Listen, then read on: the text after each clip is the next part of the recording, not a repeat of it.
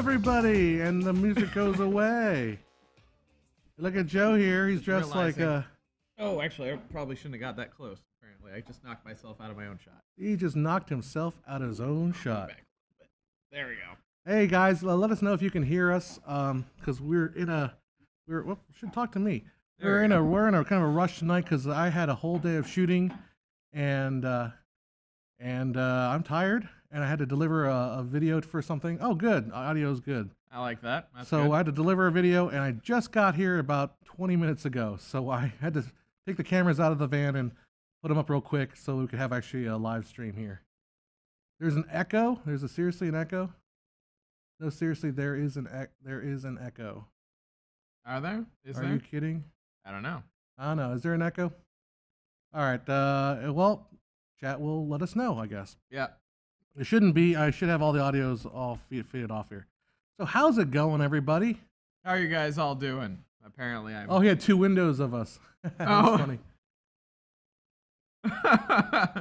Well, hey. Okay. Yeah, you can show the LUL. Yeah, of course. All right. Anyhow, all right. So welcome to our February Pubcast today. I guess it's just surviving. I'll just tell you what's going on. What's weird, it's been for some reason YouTube picked up that 24 frame per second video, and it's been doing like gangbusters, and there's like tons of like angry gamers that are yelling at me, cursing my name, and which I think is probably foretelling something that's going to happen here.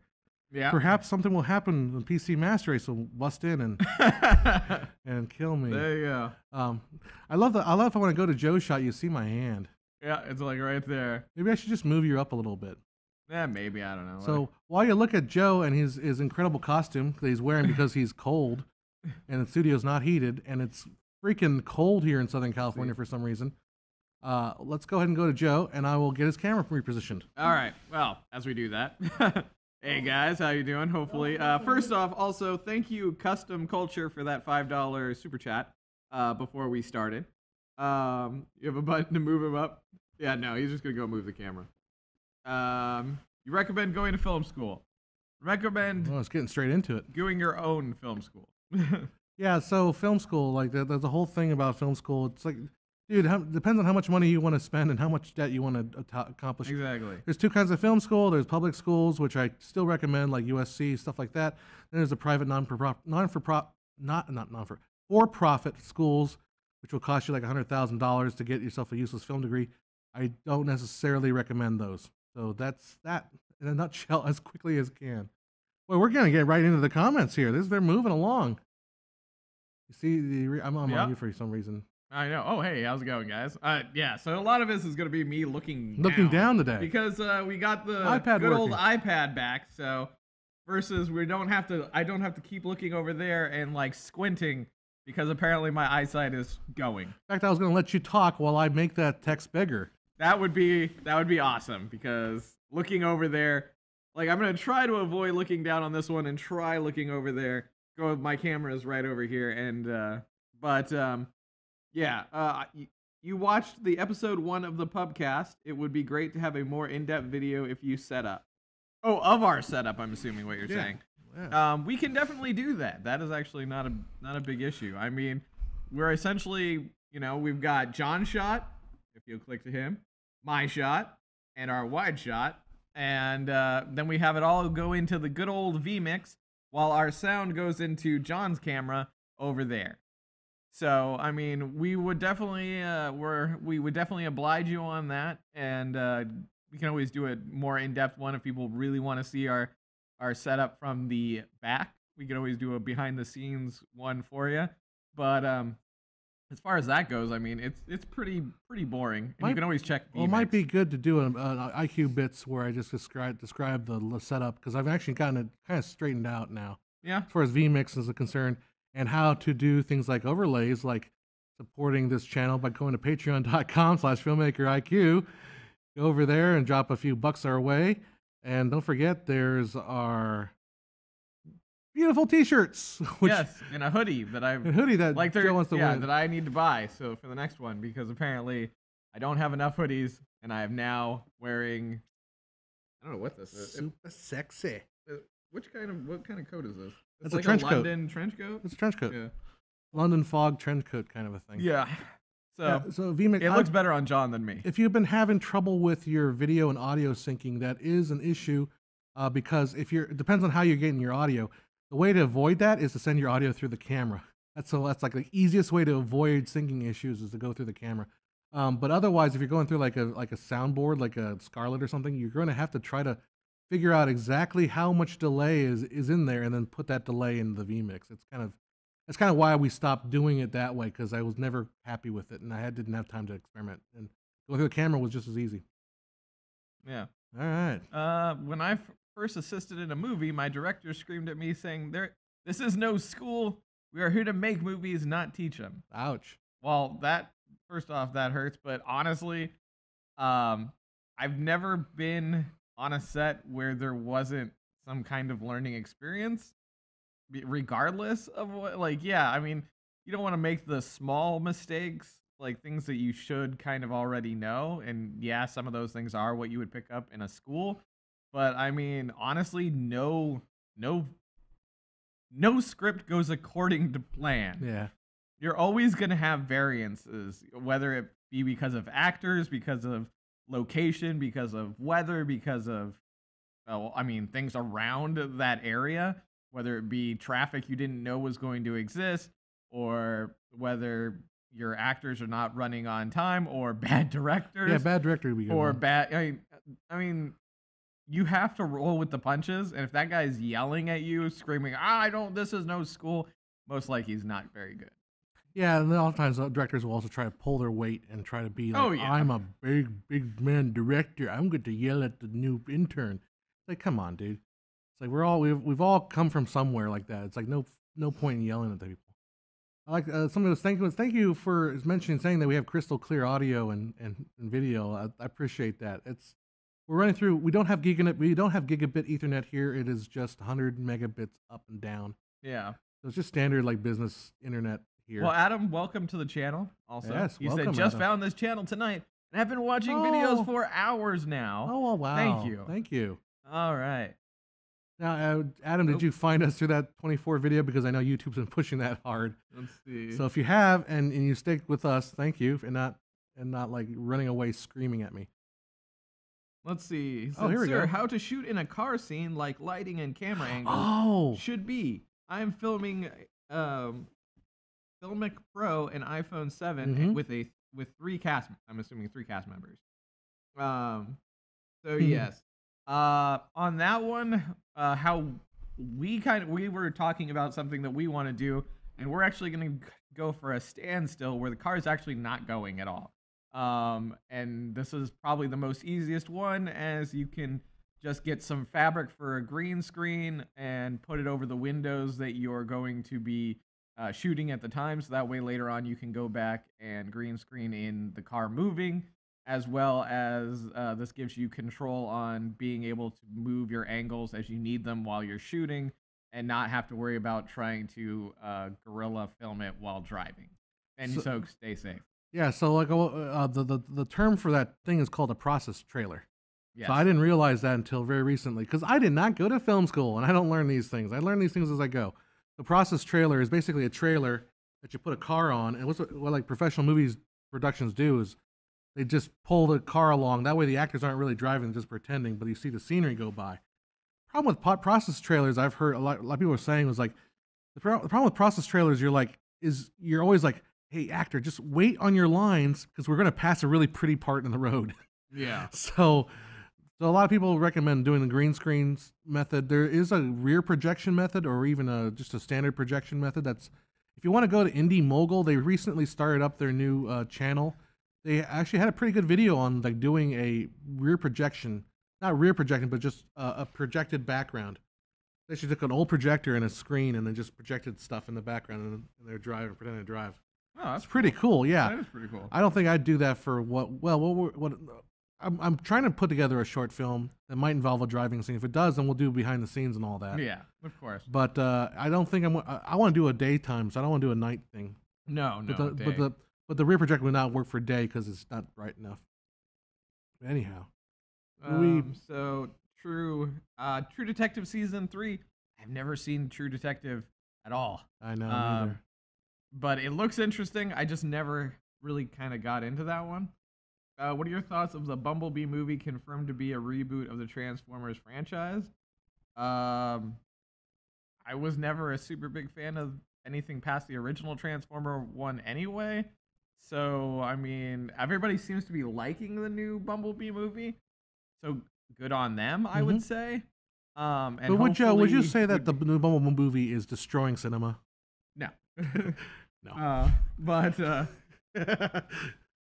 I'm being a jerk. Yeah. I just hope that it does something good for it. I mean, I love Transformers. I grew up with them, and I really hope that maybe what we really need, though? Generations can have an enjoyment of it. More K-pop? Well, yeah, that too. But what we really need is, remember Mask? Yeah. We need a Mask movie. No, not the Mask. Jim Carrey. Remember Mask? It was like Transformers, but like these cars would like turn into like they would like you have a semi truck, right? And it would pull open, and then it'd have like a rocket launcher. Oh yeah, okay. They need a Mask movie. Yeah. For all of us hipsters that weren't that into Transformers, but would rather see a movie about our toys that we played with. Yeah. No, hey, there's Custom Culture remembers the Mask. Now we're talking. Awesome. Okay, change.org, set up a petition. I want Michael Bay. Forget Michael Bay. I want Denis Villeneuve, after he's done filming Dune, to make a Mask movie. Yeah. Because we all know, my nose I want Alfredo Cuarón to give up Roma, stop doing that black and white shit, and give me some my old toys in the movie form. All right. Well, Sprinkled Donut gave a super chat. Yeah, here. thank you very much. Thanks, guys. Would definitely love to see that live streaming basics, bit rates, keyframes, FPS, and so on. Yeah, of course. I mean, as I said, it's definitely become a bigger part of an enjoyment, I think, for us to hang out with you guys. Sorry, my nose is itching, and so I will be itching my nose throughout this whole thing. But so yeah, being able to do that, plus if you guys have that interest in being able to do this stuff, there are so many ways to do it. And also, I mean, we have a 3-camera setup. A lot of ways might be just going OBS if you're just going to do a solo like you in front of a camera kind of a way. vMix might not be the one to go with. It might be something, there are definitely other options and considerations to consider, and there are a lot of videos out there for OBS, as it's free and doesn't cost you any money, as well as being able to, but I mean, if vMix is working for you and you're just having a little bit of issues and you really like the program, I mean, this program works really well for what we're doing and allows for a lot of coordination, especially with, our mixer over here and all that other stuff that, we wouldn't really go any other way. And I also feel like there's a lot more support for OBS in the streaming world if you're doing gaming and stuff like that. Oh yeah, definitely. Because I feel like vMix is definitely more of a production thing for like doing live switching, not necessarily for capturing games and stuff like that. So if you are doing streaming, gaming wise, I don't know if vMix would be the best choice for that. Yeah. I think the other options are probably better. Ross, I have not heard of the new 12-hour short version of Dune. He's kind of being facetious on that. So yeah, Denis Villeneuve, who's made like that movie, Passengers, not Passengers. Oh my God, not Passengers. What am I thinking? Passengers, the one with Amy Adams, Rival. Rival. Yeah. And then like the other, Prisoners. That's the one movie.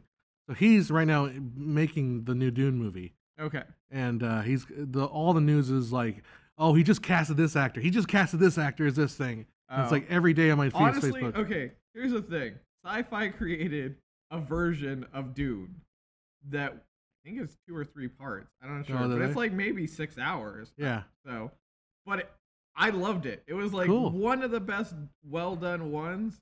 And then they made another version, or the next book, which was Children of the Dune, which actually had James McAvoy in it. Oh, okay. Before he was famous, like before he became Professor X and did all the stuff that he did, he plays the son of it. But it's done amazingly well for a sci-fi movie. But yeah, I mean, if you like Dune, that's a really cool one to see. Yeah, I think the great thing about being about now is that we can take these books that are long and turn them into like 10-episode series. Yeah, exactly. Instead of trying to squeeze everything into one movie, Why not make Dune a whole series? That's the other. So there's a news article not that long ago about how Daniel Radcliffe said, you know what? He expects in his lifetime that they will remake Harry Potter. Oh yeah. And then it's like, why not? And then people were chiming in, it's like, well, you know, they left out a lot of stuff in the movies. It'd be good if they made it like an animated or like a TV show version of it, or even an animated one. You know, like in the way that Clone Wars is, you know, where it's actually good prequel material. I mean, I don't know much of Clone Wars. Like HBO's Watchmen. Yeah. I haven't seen that. I've heard about it, but I don't. Is it out yet? I don't know. Maybe. They will remake Star Wars. They better. No. They'll make a It's called Star Crash. Watch Star Crash. It's awesome. It's one of coming in 2044. It's one of my mockbusters. Remember we watched it? Oh yeah, the one with what's his name? Yeah. Hasselhoff. Yeah. Hasselhoff, Star Crash. Watch that movie. It is wonderful. Yep. And the robot with the southern accent is amazing. Robot. C-3PO. It's like he truly was ahead of his time. It's like C-3PO, but he's southern. Yeah. Oh. All right. Thoughts on the movie Upgrade? Hey, I really liked Upgrade. You know, Upgrade is like one of those movies that they used to make in the 50s and 60s, where it's remember Time Machine? Yeah. Yeah. Time Machine's like, it's not a great movie, but it's a serviceable sci-fi movie. That's what Upgrade is. It's just it's a serviceable, fun, enjoyable sci-fi movie that didn't cost a freaking large amount of money to make. Yeah. They got cheap. What's his face? The what is the name of Bane? What's the actor? Oh, or Venom, if you want to go that route. I'm damn, sure we don't. What's his name? What's his name, chat? We're so our old age is showing here. I mean, he was in what? Shiny, all shiny and new, or whatever it was. Yeah, Mad Max. This is terrible. But anyhow, Tom Hardy. Thank you, Gabe. So they got the poor man's Tom Hardy. So a guy that looks just like Tom Hardy but isn't Tom Hardy. Oh, okay. It's like the way Guy Pearce is the poor man Brad Pitt. Anyhow. So I don't know. I don't know if you could remake Buckaroo Banzai. I don't even know what that is. It had Jeff Goldblum in it. It was Buckaroo Banzai Adventures in the Seventh Dimension. I gotta add that to my list of movies I gotta watch. I guess. Yeah, it's one of those ones. I think. Did I try showing you that one? I think I did. Actually, no. I tried to show Tim. He passed out. Oh. Okay. 12th Dimension. Thank you. Not the 7th Dimension. So let's hit up that one question that would just pass up there. I think. Which one? How can I prevent Netflix from saying, dude, great footage, but we cannot accept this, meaning I'm very amateur. What frame rate post-production advice do you have as I film for the next 20 years? Well, frame rate's 24. Yeah. I mean, and as for Netflix, well, I mean, and yeah, John Lithgow. Yeah, there are a lot of people. Other movie you want to see is Glass. I've heard mix. I'm just waiting. I'm gonna wait for it. I'm gonna wait for it. On the Netflix question. So there is a Netflix pamphlet out there for people to go and look at as far as the technical specs. Remember, those are technical specs for Netflix originated material. So if you want to make, say, if Netflix say, hey, John, I think we want you to direct our new series on Filmmaker IQ for Netflix or something like that, I would have to follow their guideline as far as what camera. Yeah. Now, if I made a movie and then I took it to Netflix and say, hey, would you want to buy us? And Netflix like, yeah, we love it. I can shoot whatever I want. Yeah. You know, given that it's good enough. Now, I'll be totally honest with you. If you're an amateur, you're not going to get on Netflix. It's really harsh, but it's just true. You're just not going to get on Netflix. What you got to do is basically up your game. Just no longer be an amateur. I mean, it's kind of addicting to say, but it's like saying, well, you know, I want to play in the World Series. Do you think, well, I'll ever be able to play in the World Series if I'm an amateur? No, you have to rise to the ranks and all that. You have to go through the league. So so if you're an amateur, just keep practicing because all professionals start as amateurs. That's the great thing, you know. So yeah, just keep practicing and you will get better. And if you stick to it, and if you have a passion for it, there's no reason why you can't get on Netflix. Yeah. I mean, if you keep doing it and you produce content that is stellar and people want to watch it. All right, guys, let's do a quick quick round one. Yeah. Your camera. What is My your camera? C200 on my camera there. My camera. It's Canon XC15. Wide shot camera. That is the Blackmagic cinema camera, the original one. All right. So that's what the cameras. Yep. Tim Burton, Batman, or Christopher Nolan's Batman? Oh shit, that's a good question. I'm Tim Burton. You're Tim Burton? Mm-hmm. I'm gonna go Nolan. Really? Yeah, I just like Nolan. I mean, I like Tim Burton, but I like Nolan. Michael Keaton's Batman, I feel like one, it's like the truest original suit. Yeah. It like I liked how Michael Keaton. Well, one, he didn't have much movement anyway, but he did very minimal things, while like all these other people are doing. It's kind of the old style of Star Wars where they're very subtle in how they do it. It's not like the new version where Yoda's kicking around and lightsabering the hell out of somebody, and makes it like, okay, so why is Yoda use a cane if he can like flip around with the Force like that? Because he wants to fool you. But like Michael Keaton's Batman is everything is very small movements to block like all these exaggerated kicks and crazy punches, and then he just like headbutts him or punches him in the face, or there is also a reason, because that suit was like solid rubber. It was solid rubber at the time, But I mean at the same time, it's very. I mean, he is my version of Batman now and forever. He is Batman. Everybody else did a good job, but except for Adam West. No, Adam West is my Batman too. Adam West is Batman. Yeah. And maybe even Edward from the Twilight series. Wait, he's Edward from the Twilight series? No, the actor that plays Edward. I know, I'm springing this on Joe because I know he probably doesn't know it. Patton? Something? Edward Patton? No. Something like Patton. I don't know. Chat will tell us. He played Cedric Diggory in So there's talk about him being the new Batman. Really? Yeah. Edward Cullen is the new Batman. He'll be all shiny like diamonds. His skin will shine like diamonds. I like how Tim Burton's Batman can't turn his neck. That's right. He has to turn his whole body to see everything. And and Jack Nicholson is Joker, of course. And the new Batman will only be able to play baseball during a thunderstorm. I would love to see a real good version of Dick Tracy. Yes. That would be something I think would be truly amazing, and they could pull it off. I mean, don't get me wrong, Warren Beatty's version. Warren Beatty, not Lauren Beatty. Warren Beatty's version was at the time fantastic. I mean, it's very iconic, and it had a lot of people that were kind of just starting off in their career, or like were kind of in a lull maybe in their career. I mean, you got Mumbles being freaking what's his name? Rain Man dude. No, Mumbles is the other actor. Who? The angry one. Like no, that's Al Pacino, but he wasn't Mumbles. He was was it? Mumbles was like what? Hoffman. Dustin Hoffman.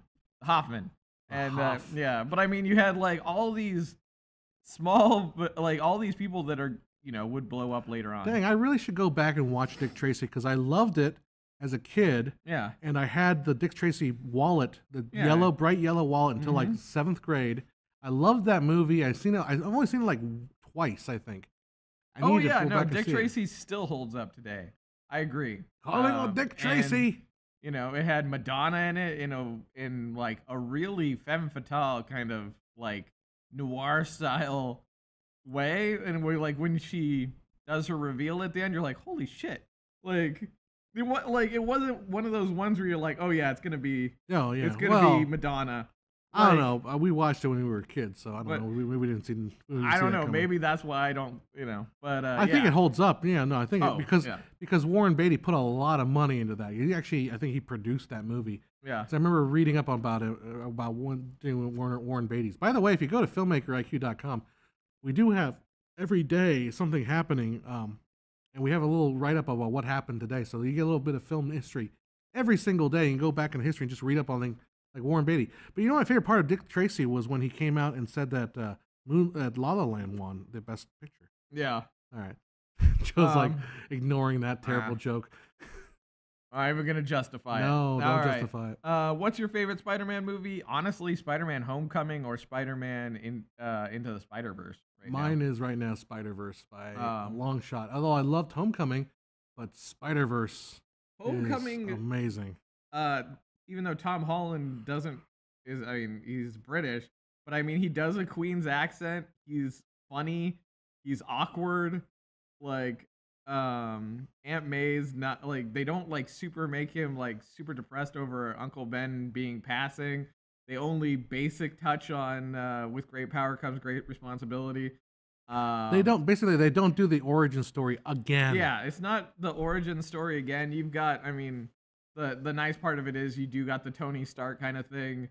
You know, he's not trying to just like he had the really shitty Spider-Man outfit they kind of play around with, and then he gets, you know, the tech like Stark Tech version. And yeah, they just did a really good job of playing around with him. And Aunt May is hot. Yeah, really hot. So Gape asks, is the comment section on your website fixed? I'm not sure. I just there's so much like issues with some issues with the site that I just can't deal with.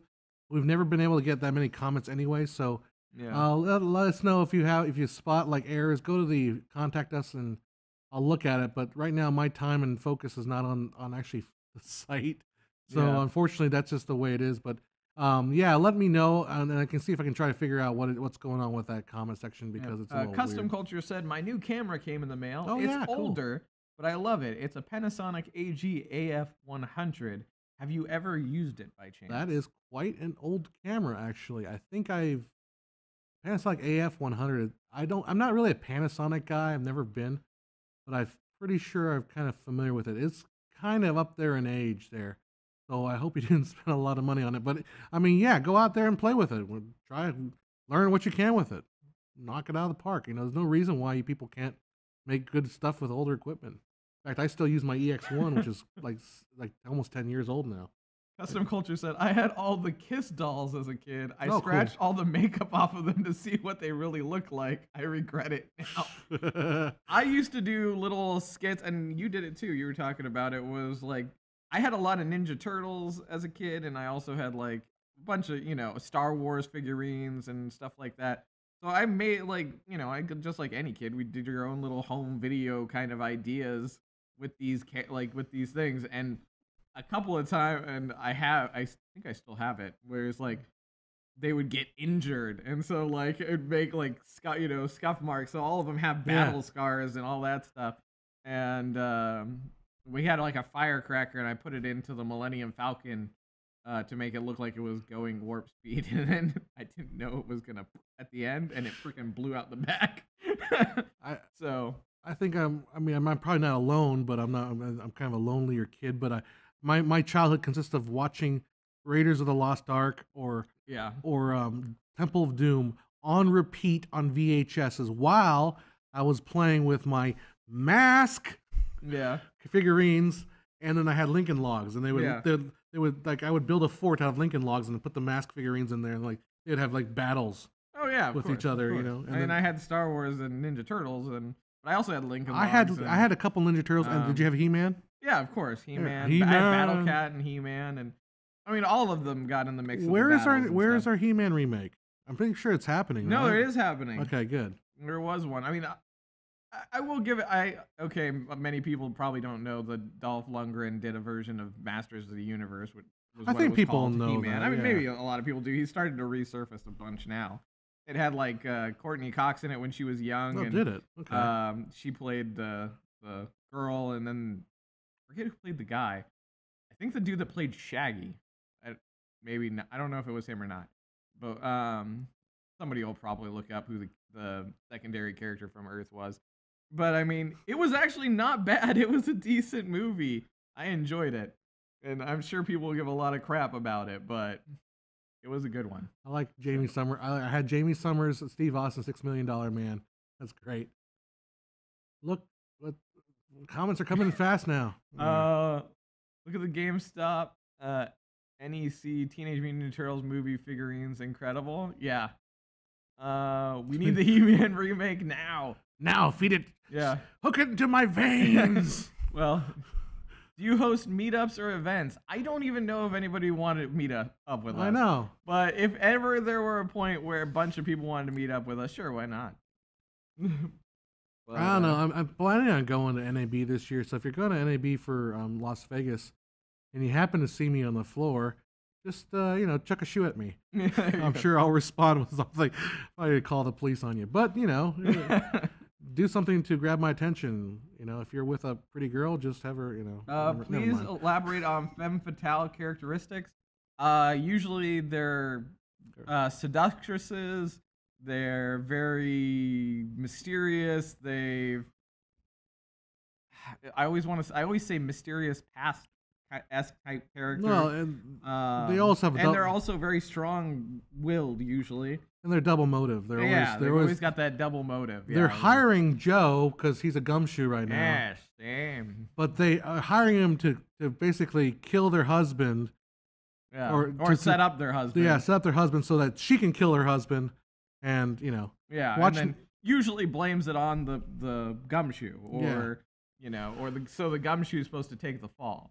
So you can watch a really good one to watch is Double Indemnity, which I can't even remember her name, dang it, but I love that character, Double Indemnity, and she is so good as a femme fatale.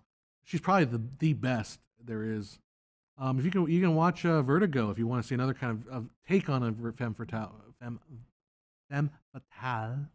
But not really a femme fatale. Favorite Quentin Tarantino movie? For me, that's Reservoir Dogs. Fembots on Austin Powers. So I was on our local town's singles. And somebody's like, "Hey, post a message about your history and tell us about yourself." I'm like, "Where should I begin?" My father was an abusive alcoholic. My mother was a French maid. Yeah. And I just posted the whole entire speech. You just posted the Dr. Evil monologue. Yeah, the one with Carrie Fisher. Yeah. But and the people were like, "Holy crap!" I'm like, "Don't you guys know Austin Powers?" And yeah, the original Austin Powers is a forgotten movie. It is so well made and brilliant, but it's kind of like, people have forgotten about it. You guys watch European movies at times. Mm-hmm. I've been watching. Here's the thing: is when I go on YouTube, a lot of what I watch, if it's will be on YouTube, if it's European or Korean, Train to Busan. It just depends. If something catches my eye, I'm like, oh, that looks interesting. I'll check it out. Sometimes it doesn't work. I watched a lot of. Oddly enough, there's a German TV show now. I can't think of the name of it because obviously it leaves me. But it's a detective who has a super ordinate sense of smell, and he can deduce crimes and solve them with his overpowered sense of smell. It sounds weird as hell and should be boring, but and it's in German, but it's probably one of the most entertaining shows I've watched in a while. I do want to see that movie called Cold War, and that's coming to Amazon pretty soon. I've heard lots of good things about it. And Joe and I are big fans of British television too. All classic British television shows. Joe's more of Doctor Who. I've never seen Doctor Who. Yeah, I'm more Doctor Who but we both, Fawlty Towers, Blackadder, and Blackadder, all that stuff. I watch a lot of Would I Lie to You. I also watch a lot of their the shows, the panel shows. Would I Lie to You? Is one that probably Countdown.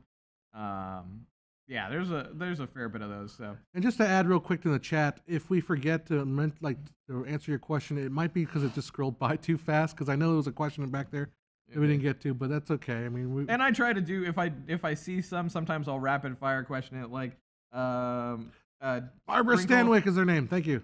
Sprinkled Donut said, "Who came up with the Pubcast name and idea? Great show." The Joe. Pubcast name was mine. The idea was because we decided we were doing Filmmaker IQ live, which you guys can see the first, 4 episodes. But we were like, well, how do we do it where we can still interact with all of you guys and not have to do all the skits that were killing our souls? Not that they weren't fun, because they were. However, it was one of those things that we literally finish one week's version of the show only to go back and have to start doing the next month's filming of the show. Orville is more Star Trek than Star Trek Discovery. Yes, Yes, it is true. That is very, very, very true. Let's see. Somebody asked for the sci-fi. What was your favorite sci-fi movie? My favorite sci-fi movie, honestly, is it's Serenity, which is the Firefly. It was based off of the Firefly TV show.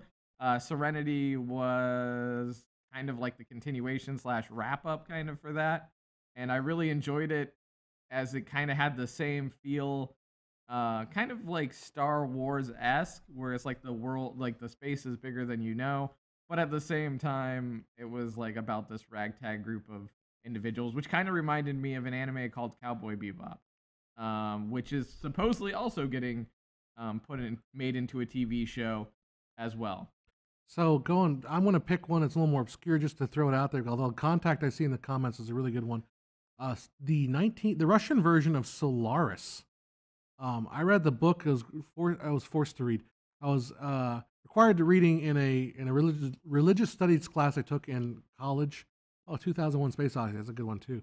But also, Solaris, like if you want to compare Russian science fiction versus like American science fiction, American science fiction is very technology based and it's very optimistic, whereas Russian science fiction is very like crap. We're doomed, and like this high tech of Russian science fiction makes you realize that it's more introspective and more like pessimistic about the human nature. Yeah. But Solaris was I don't want to say erotic, although it's kind of.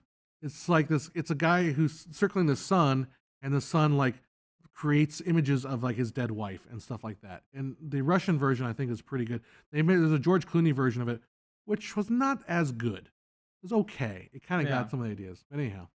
Also, Ross says that Star Wars esque was what I was saying, not ass.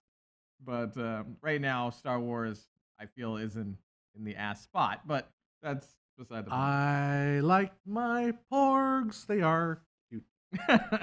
And I like Last What Jedi. is the best web series you recently watched and why? Web series. I don't really watch web series. I'm sorry. I take that back. Okay.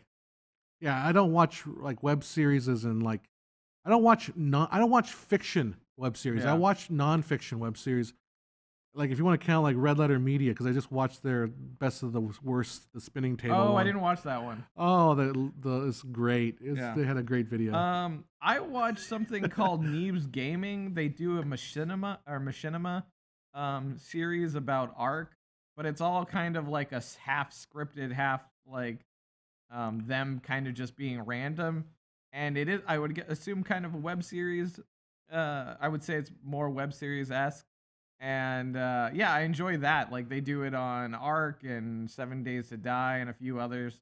So it's really cool to see that. But at the same time, I mean, web series themselves just feel like they kind of dropped out of existence. Yeah. They were really big. I would say like maybe in the early like in 2010, and they've just kind of slowly died off because I think more people are starting to realize.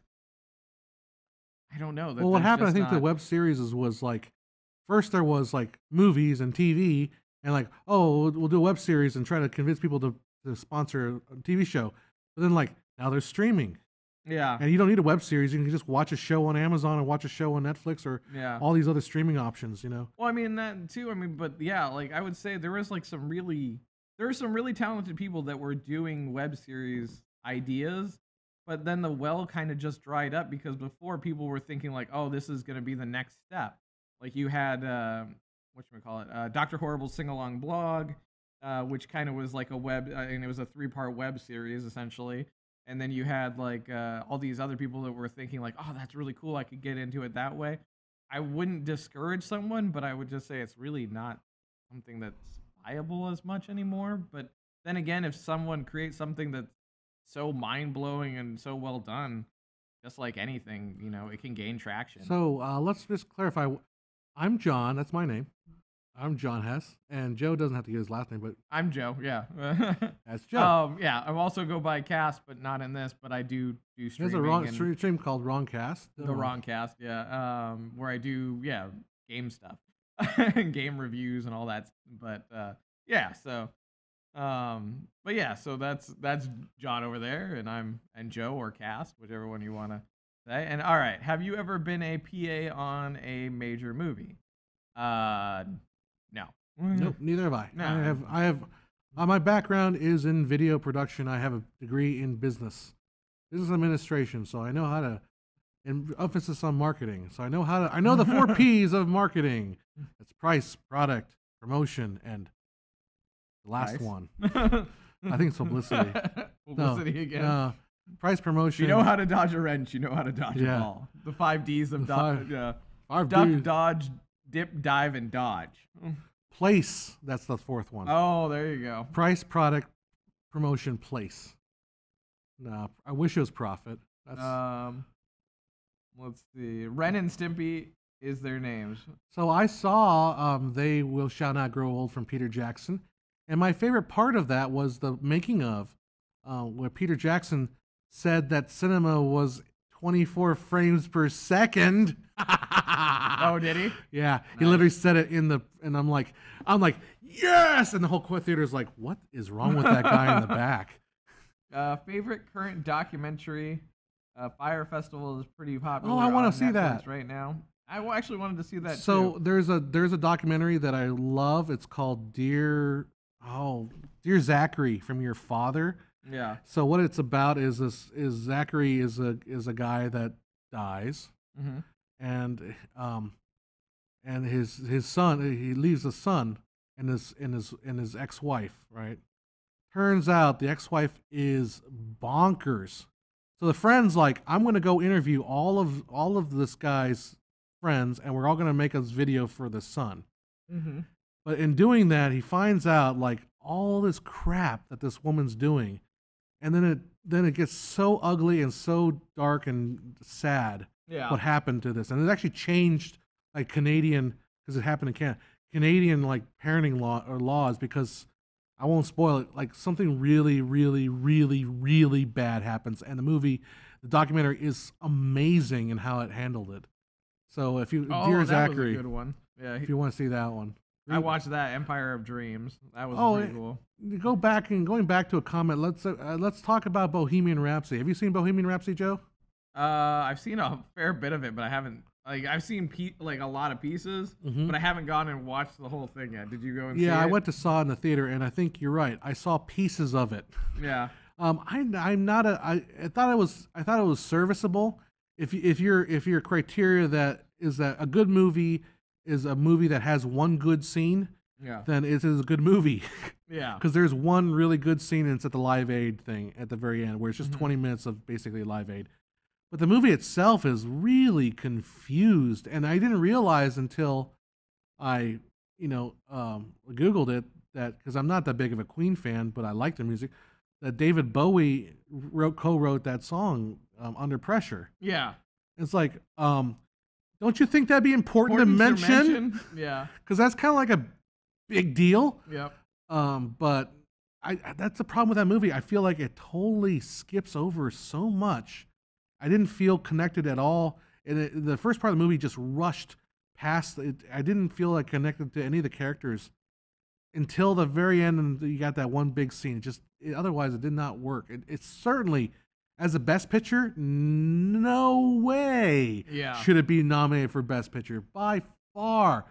Avengers: Infinity War was more Best Picture material, and they would never anyhow.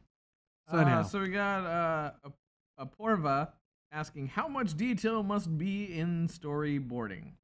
Not much at all. Yeah, I mean, at that point, honestly, you're just trying to get your beats, like what in your storyboard. You're like these, like the beat shots, I think. But honestly, for the most part, it's just a guide, of your. Are you trying to win a storyboarding award?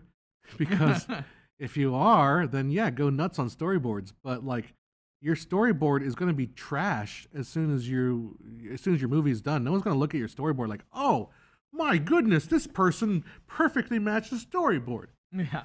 That's the thing I don't realize. Like, people don't realize, like, no one gives a crap about your storyboards. The storyboard's just there to kind of give you an idea. And I'm going to do a video on eventually, but storyboards, like, originally, storyboards came from Walt Disney. Because he made the storyboards, because you make a storyboard and then you would animate, you'd figure out the story, and then you would animate the in-between stuff, right? Yep. But storyboards for live production were made so that set designers could explain or could show directors what the set would look like. Yeah. It wasn't because they were trying to do action. That came later. Mm-hmm. Originally, it came from set design. Yep. Anyhow. Are you guys 1099 or W-2? 1099. I believe 1099, yeah. Yeah. I work for myself, which means I'm a slave driver. Which movie is the biggest snub of this year's Oscars? That's a good question. I honestly, Infinity War, honestly. Well, I mean, I don't know if that's an Oscar, but I think I do. I feel like it's not what Oscar would normally give. Well, no, it's not what Oscar would normally give, but I think there's other movies that are more in the but I still think Spider-Verse should be nominated in the Best Picture category and not in the Best Animation. Because I think animation is such a freaking gimme. Like that's the way I felt about Coco too. So like every year, like my favorite movies ended up being like animated movies. Well, I mean, okay. Here's the thing: storyboards you can construe as I wouldn't say they're not important, but at the same time, it's like doesn't really. It's no. Let's go for it. No, don't give me this not true. Storyboards are very important. Storyboards can be important if you're trying to sell something. Like Mad Max Fury Road was a storyboard, right? So they didn't have a script. They made a storyboard. They made basically a comic book, and they said, "This is my story." And the studio's like, George Miller, I'd love to give you some money, but I need a script. Yeah. So they made a script. But storyboarding for a filmmaker, it's important. It's also not that important. Like you mentioned, Aliens, because there's a funny meme that went around movie set memes. If you're on Facebook, you haven't gone around to it, but it's of Ridley Scott saying, "I storyboard everything." Because remember what Ridley Scott's background is. You know what it is? It's art. It's art. It's art design. Mm-hmm. So Ridley Scott is coming from the production design side, and then that one director, which I can't remember his name for the life of me, the German guy. The guy that's always like, this penguin is experiencing a self-destruct. Oh, okay, yeah, I know who you're talking and he's about. like, storyboarding is for cowards. Yeah. So yeah, storyboards are important if you want to make them important. But like the question is, how detailed do you have to make your storyboards? And the answer is, you can draw stick figures. Yeah. And your storyboard, as long as you're trying to convey the sense of what you're trying to do. And again, another thing that people like get way too hung up on pre-productions, like as if what you create in pre-production you have to follow. It's just not true. Pre-production is just a way for you to get your ideas on paper. And then stories of like Steven Spielberg's like, I storyboard stuff, but as soon as I put it up there and then I throw it away because I don't think about him after that. So Herzog, thank you, Werner Herzog. Yep. This penguin is seeing himself. Is life worth it all? Is the pursuit of fish really worth it? Yeah, I mean, that's kind of the thing, is how much importance you put into it, because we storyboard, and then about later on, 90% of that, we went the exact opposite way of it. Well, I wouldn't say we went, because 90%. I got the storyboards from our last short, and it's pretty close. I mean, there's some other stuff that we've done. And again, tweaks and things that we just like. But I mean, as I said, nothing survives and the full frontal confrontation with what you're going to do. And on top of that, like, I don't necessarily know exactly what camera angle I'm going to use. And until I get there and look at it, like, oh, this works. Or maybe I thought, this angle would work really good, but I get there like, it doesn't look that great. Let me turn the angle. Donuts asked the thing. It's called Pubcast, but where are the beers? I know. We didn't. Well, They're already drunk. They're already drunk. I wish. Usually we do have. Yeah, the shot glass is empty tonight, and I went. I have to drive after this, so I went with a Coke that's off screen. There's sadly not a rum and Coke. What is the worst movie you saw last year or this year so far?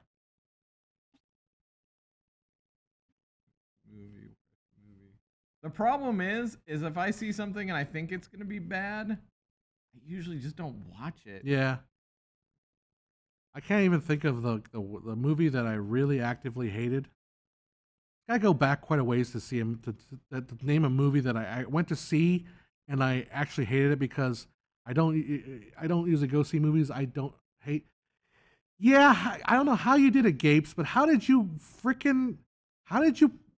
call like the movie that I was thinking in my head? How the heck did you do that? Because I was gonna say that the last movie I went to see that I ended up hating was Trainwreck, and that was an Amy Schumer movie. Amy Schumer movie, yeah. And I remember watching that movie like, this is okay, and it got to the very end, and I'm gonna spoil it because no one should see this movie. The very end of the movie is like, I was horrible to this guy. Amy Schumer is absolutely an atrocious person to this guy. At the very end, it's like, I'm gonna do a stupid dance number, and you're gonna love me because I did it for you. It's like, no, you almost slept with a 17-year-old kid, and the only reason you didn't was because her mom interrupted you. His mom interrupted you, guys. Yeah. It's like, no, the thing, Judd Apatow, okay, the 40-year-old virgin, right? The 40-year-old virgin was gonna sleep with that one chick, but he stops. He's like, no, I'm not gonna do it because I love the other chick, right? This is John Hess's horrible things where he can't remember any names. Yeah. All right, so the 40-year-old virgin, he decides not to cheat on his girlfriend with this other chick when he has the opportunity. Amy Schumer was going to cheat on her boyfriend, her love of her life, until with an underage kid, until the only reason she stopped because the mom walked in or something like that. Yeah. And then everything was done because I made a stupid little dance video. No. How do you spoil a shitty movie's ending? You just don't. by blurting it out. Thoughts on The Favorite? It was my favorite movie. Although Spider-Verse, man, I keep going between those two, but I want to buy that movie and just watch it again. I know we're going a little too fast on us. Asperazzo said, I find myself watching movies like Phantasm, and it follows in prep of our first movie because they're low budget and limited equipment. What do you think of this, and can you recommend any like that? Oh, I guess maybe like low budget movies. Watch stuff from the Duplass brothers. Yeah. They're very good with low budget. They make good movies. There was one movie with it was called I'm trying to remember the name of the movie, but oh my god, I can only I think it's called The Lake House or something like that, and it had that one girl from Mad Men. This is John Hess's. I can't remember names for shit, but the movie what the movie was is the people would go with the husband and wife would go because they were having marriage problems, and the wife would go into this one room, and the husband would go in this other room, and then the husband. I feel like that's Starship Troopers. Might be. No. It's just come on, you apes! Do you want to live forever? I feel like that's a Starship Troopers. Or it might be I don't know, World of Apes. This is your brain talking. Google. Do you see? I got a phone, but I'm not gonna Google on the stream. But anyhow, I think it's called. But she goes in the room, and then her husband shows up, and her husband's like everything. It's like the perfect husband. Yeah, because they were having marriage trouble. Yeah, I remember you telling me this one. Yeah, and then he goes, and then her wife shows up, and she's like perfect.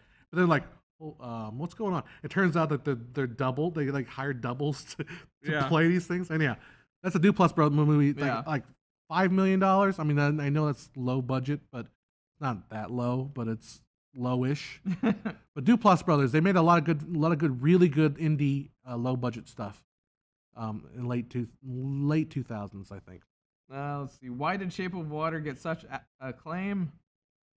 We'll look back at John because I didn't watch that one. I liked it. I thought it was good.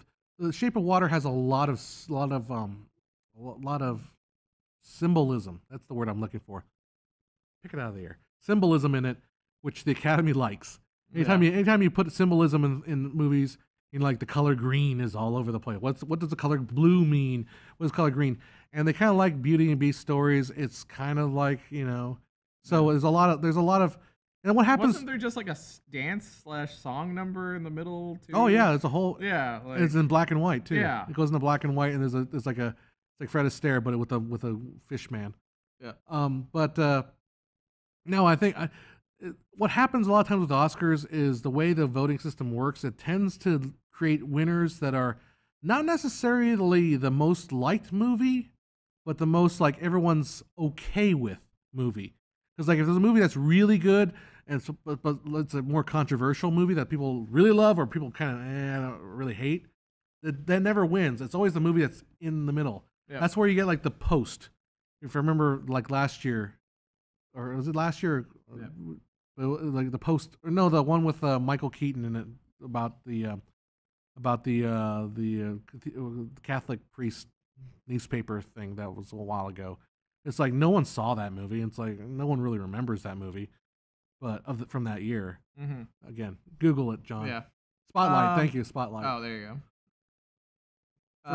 But yeah, okay. So thoughts on Popeye with Robin Williams? That movie was horrible. I have not seen that movie. But Robin Williams, like always, is so fucking entertaining that I love that. Hey, this is a good it's a movie. It's a good movie because Robin Williams, like portraying Popeye, even though the rest of the movie is something that doesn't stand out or stand up. Probably, I would still watch it because it's Robin Williams being Robin Williams, and he was probably so loaded up on cocaine that it makes it entertaining as hell. Best part of Popeye is the song. Yeah. Because the song shows up in that movie with Adam Sandler. Yeah. What's the name of that movie? Damn it. Wait. Which one movie with Adam Sandler? The one movie that's in the Criterion Collection. Oh, the Jack and Jill? No, the real. Oh, the real one that's in the Dang it! Oh my God, this is what happens when you work like 10 hours and who's who's in the movie? It's the movie that the only good, the Adam Sandler movie that was made by Punch Drunk Love. Punch Drunk Love, thank you. Punch Drunk Love. Just look at The Shining. If you had Shelley Duvall as your mate, would you go effing nuts? I wonder if one could do a whole show on Starship Troopers. That's really true, actually. Thoughts on the new Laurel and Hardy biopic? I haven't seen it yet. Laurel? Oh, yeah, I haven't seen that one. I'm kind of curious about that. Yeah, one. I loved Laurel and Hardy, and I have not seen enough Laurel and Hardy, so I need to watch more. RoboCop also holds up really well. Makes me want to watch Driven Showgirls, but I always get depressed reading the reviews. They need to remake RoboCop, but remake a RoboCop properly, not like they tried to do it last. Because RoboCop deals with ideas of automated surveillance, and I can't think of a more contemporary topic than automated surveillance. It seems to me like we're in a time ripe for a new RoboCop take that actually has a comment on society. As far as Showgirls exists, Joe and I are of the age where Showgirls came out, and about the time when we would want to see Showgirls. When you'd want to see it. But I remember my dad getting a bootleg tape copy of Showgirls and watching it and thinking, this is disgusting. Yeah, I remember we watched it, and I was like, what is this about? Why am I watching this? Why is this? This is not attractive. Yeah. It was one of those things where you're like, oh, right. It's going to have Jesse from Saved by the Bell. And boobies. And boobies. And I'm like, I don't want to watch this anymore. I don't want the boobies. And that's going to be a terrible fucking clip. Yes. But anyway. Oh, you get that cut out and memed across the internet. All about the boobies. Anyway, so yeah, and it was just not good. It's just, I'm talking about like watching it as a prepubescent boy. Yeah, we were young. With like raging hormones and like, I'm going to watch. I'm not talking about watching it as an adult and trying to get the fact that it's a satirical, like it's all meant to be satire and it's supposed to be over the top, like soap opera kind of a thing. We're talking about like, this is not sexy as a kid, Yep. So that's what I felt about Showgirls. So also, Little Shop of Horrors will never leave my brain until the moment I die. Little Shop of Horrors. Because one, Rick Moranis is like the king of looking like the mousy, downtrodden dude, and then you had Ellen Green. Yeah, but Steve Martin. Steve Martin, thank you. Steve Martin playing the dentist, and like the ultimate kind of I mean the jerk. I mean he's like that a versatile character, and their kind of interactions were amazing. Well, let's not glance over Ellen Green. I'm gonna go off on Ellen Green because I think she did such an iconic job on that movie. Oh yeah. Because I did the musical version, so I got really familiar with the lyrics. Mm-hmm. You know, really familiar. But like, there's a whole part where Ellen Green's singing the song "A Place That's Green," and she's like, "Me and Seymour are going to go where it's all green," and there he's gonna like look at me over a 14-inch giant TV screen. You know, it's like she just all she wants is to be happy and like have little like tiny happinesses in her life, and she can't because her boyfriend's a prick. Yeah. Right. And she makes that. It's like the song is so freaking heartbreaking to hear her like just singing about like just the tiniest little things, and she's also gorgeous, so that helps too. But I mean, it is such a great musical. It is one of the best musicals, and I like District 9. Okay, I did too. What's that? People not liking District 9. Neil Blomkamp is whatever. I can't remember his name. Doing a direct sequel to the first RoboCop movie. I have no faith in him. District 9 was fantastic, but the rest of his work sucked. Yeah, that's just how it goes. Doctor. But you never know. I mean, it's one of those things like I don't really put faith in it either, but you never know until it's done. Good morning from Austria from Werner. We were just talking about Werner Herzog and storyboarding and improvisation.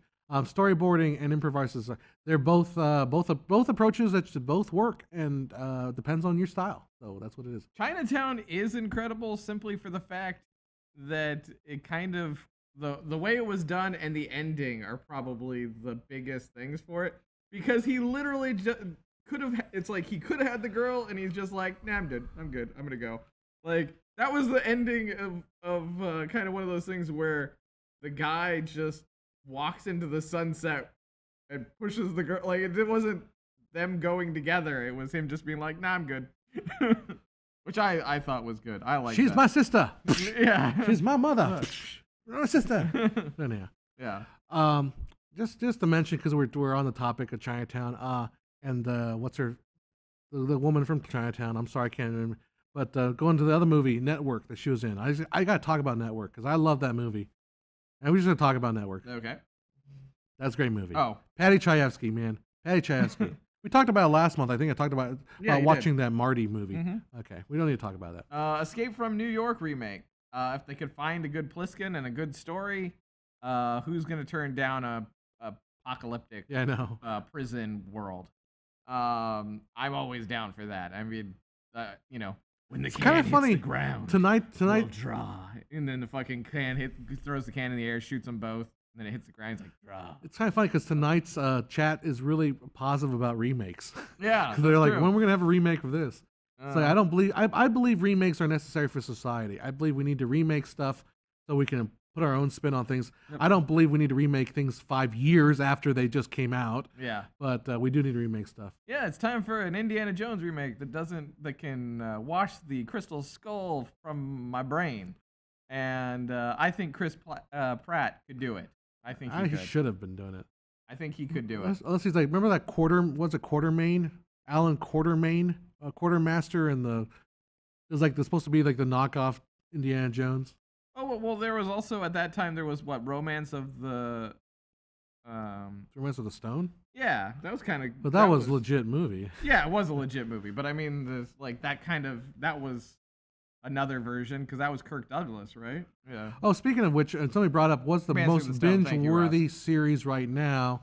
And I was going to bring it up when we were talking about sci-fi. Is The Expanse. Yep, we should go watch The Expanse. It's got a new season coming out. I think we've literally talked about it almost every pubcast. As we should. As we should, which is The Expanse, which is an amazing sci-fi one. I'm rewatching it right now on Amazon Prime. Slowly, I'm not like binging it hardcore because I've already seen it twice.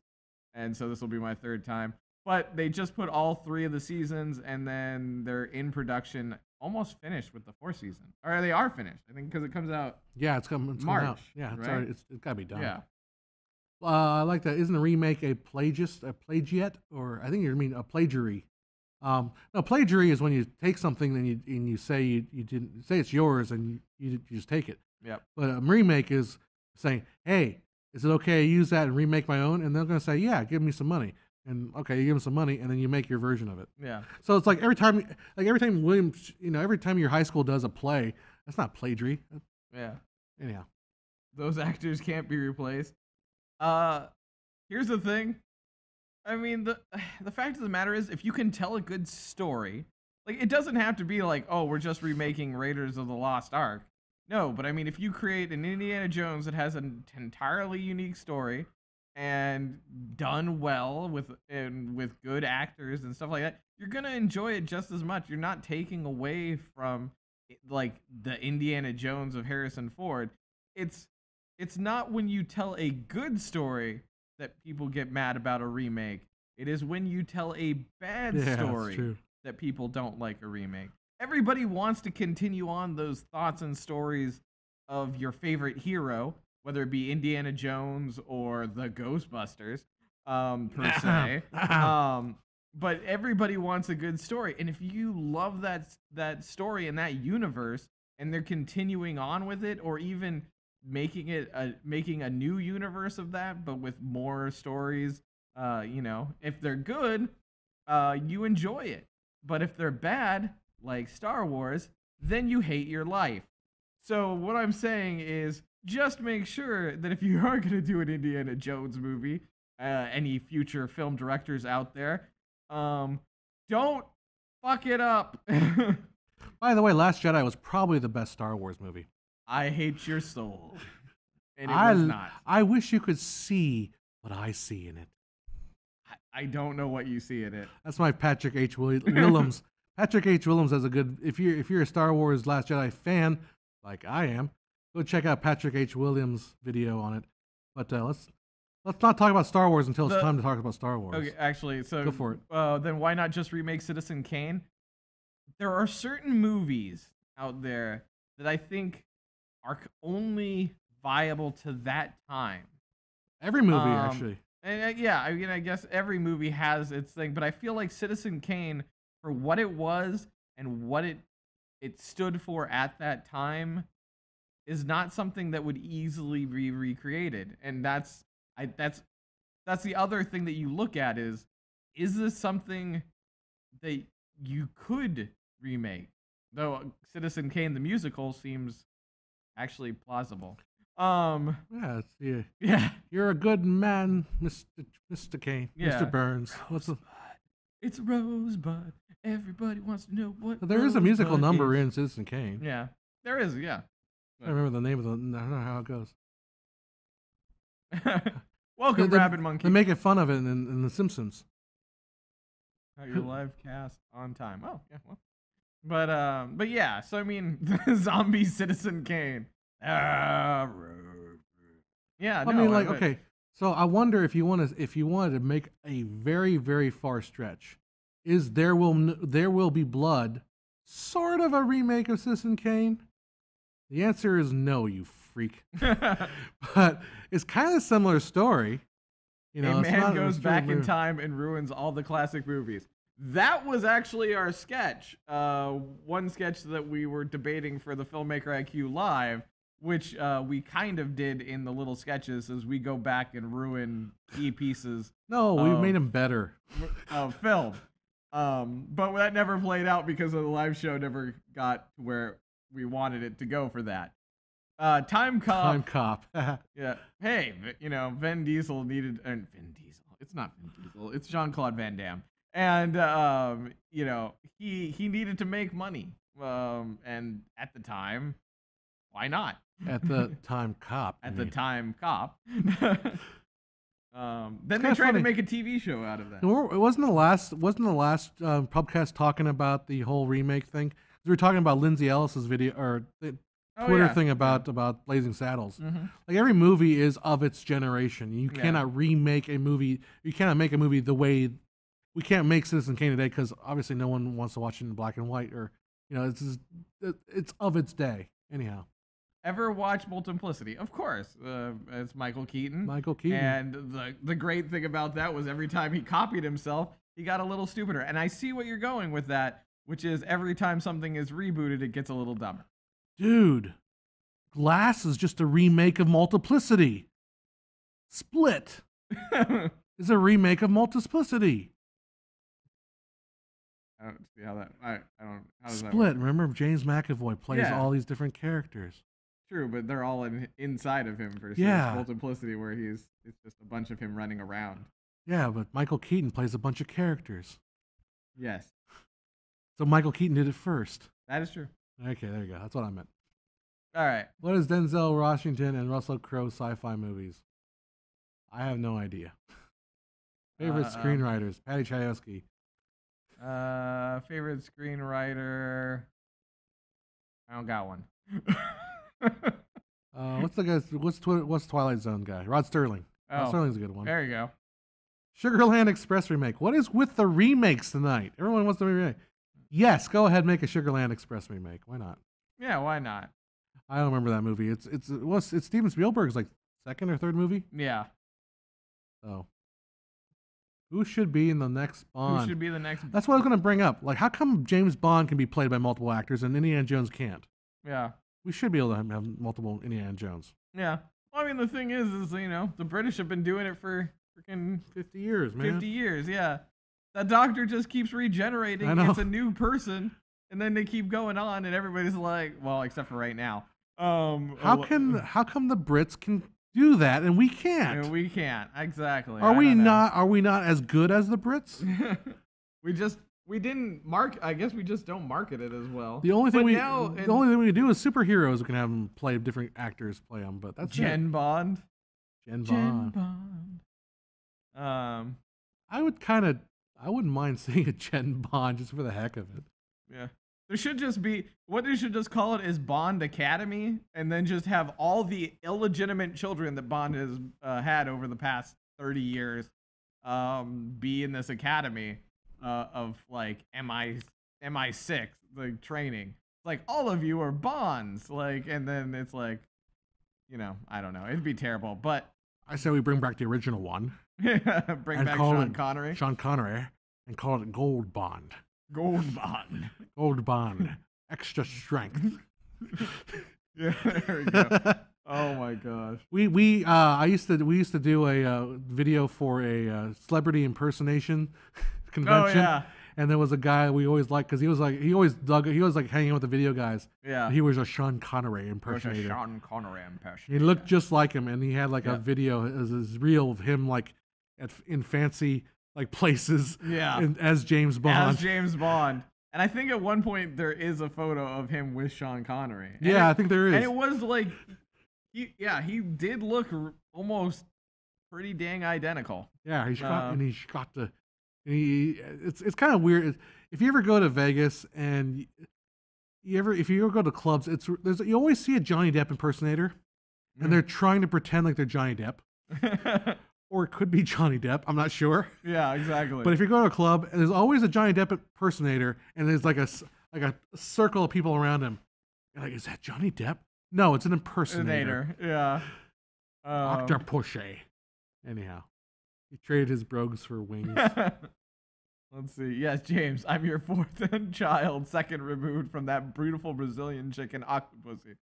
There you go. That would not be a bad movie. Yeah. Thoughts on the new Men in Black movie? It's Men in Black. It's gonna be entertaining. Sure. I've watched all three thus far. I'll probably see another one. Why not? I've only watched the first one. I enjoyed the first one. I haven't seen the other. I liked Josh Brolin. Did a good job of like a young Jay. Oh yeah. Or not young Jay, young K.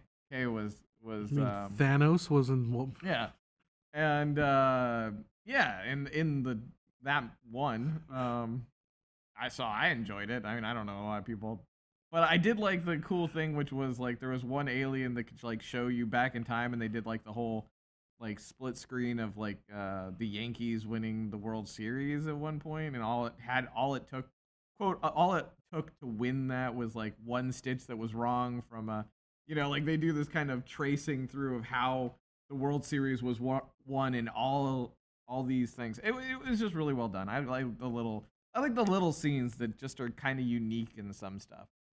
Let's see. A new E.T. a remake of E.T.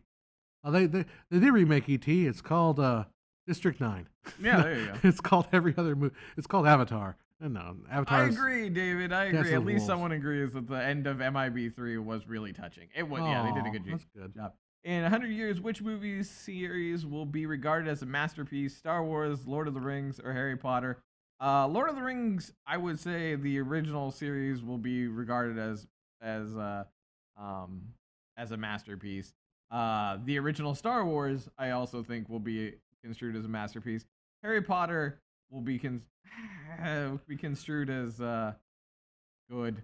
I don't know. J.K. Rowling keeps up with half the crap she says. Probably people will just be done with her by that point. I'm kind of feeling that Harry Potter. You need to actually like Harry Potter because all the girls these days love Harry Potter. Yeah, it's like oh, let's go to Harry Potter Land and Universal.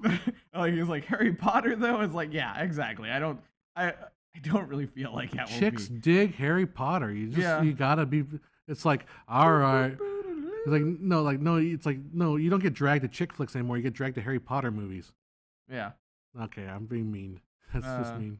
Original Star Wars changed the movie industry and took us out of the 1970s depression. That's true. Sure. Yeah. I mean, the thing is like I've read Harry Potter. I like Harry Potter, but do I'll watch the Lord of the Rings ones, and it's just. And it's really long. It's probably the exact same amount of time you'd have to watch the Harry Potter ones, depending on which ones you watch. And but they're still really good. But Harry Potter is kind of one of those things that like I only watch when I feel sick. I don't know why. Thoughts on LA Story? I didn't think anything of it until I visited LA, and then it all of a sudden made perfect, glorious sense.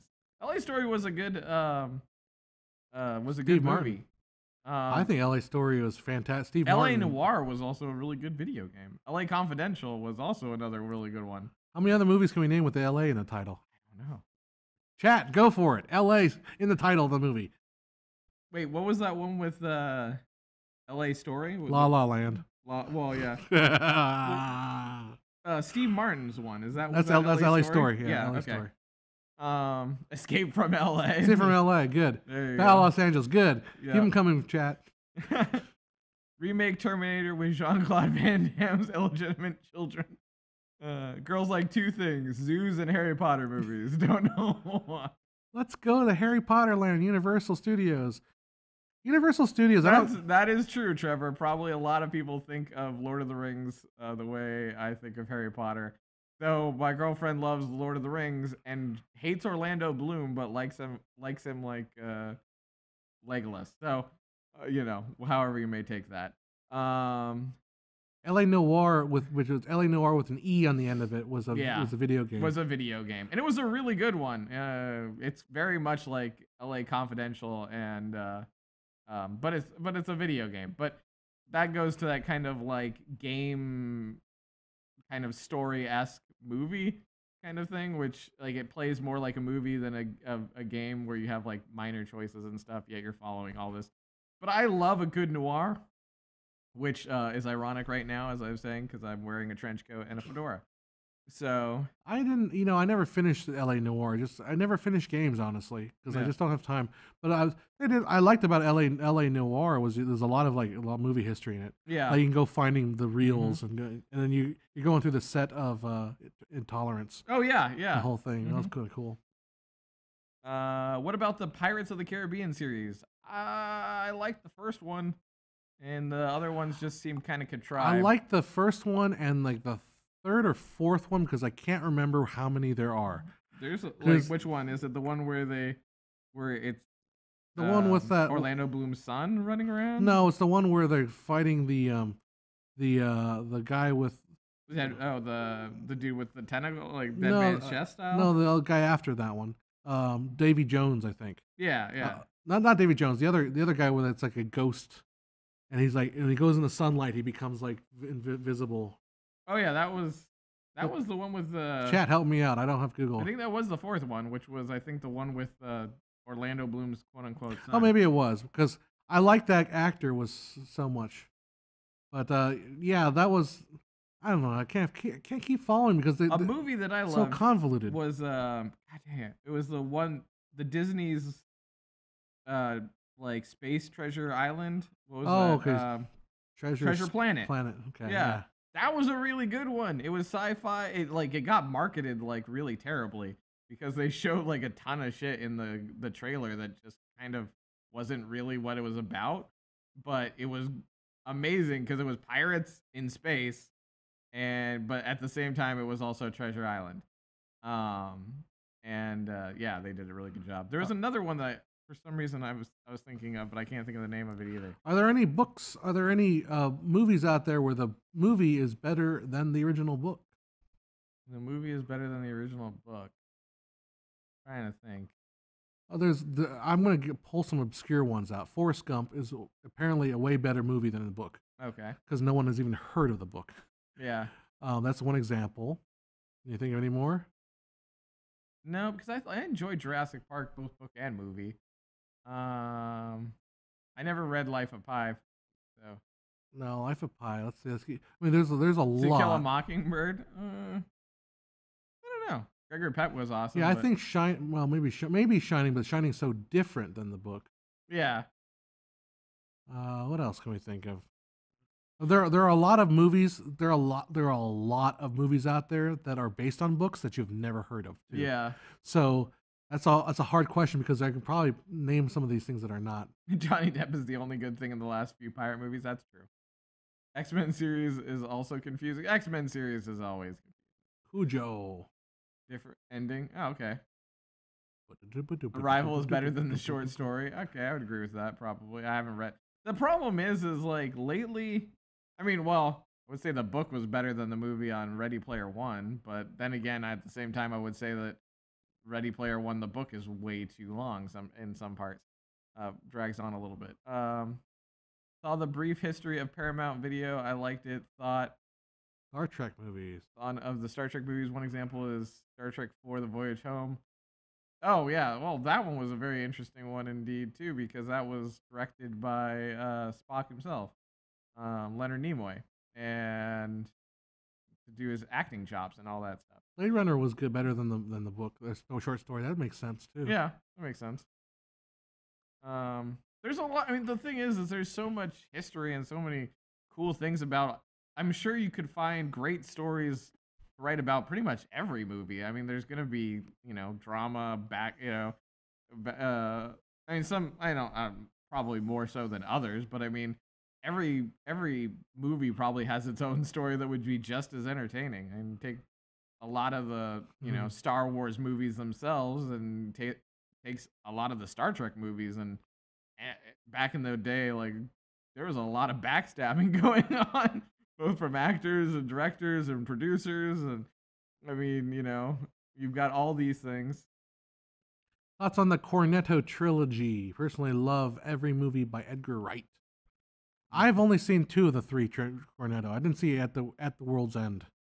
The other one's Hot Fuzz and Shaun of the Dead. I mean, I liked it World's End, but it didn't. It had a weird feel.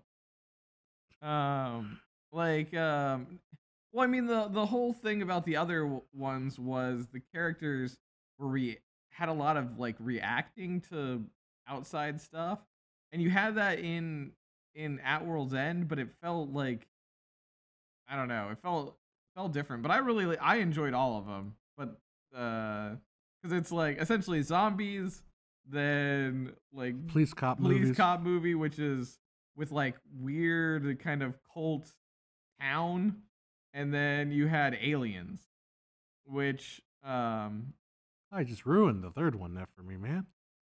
You haven't seen it? No, I haven't seen it. It's all right. You'll be all right because you figure it out real quick. Well, it's the end of the world. I mean, it's the name of the yeah. show. I haven't watched a single episode of Game of Thrones. But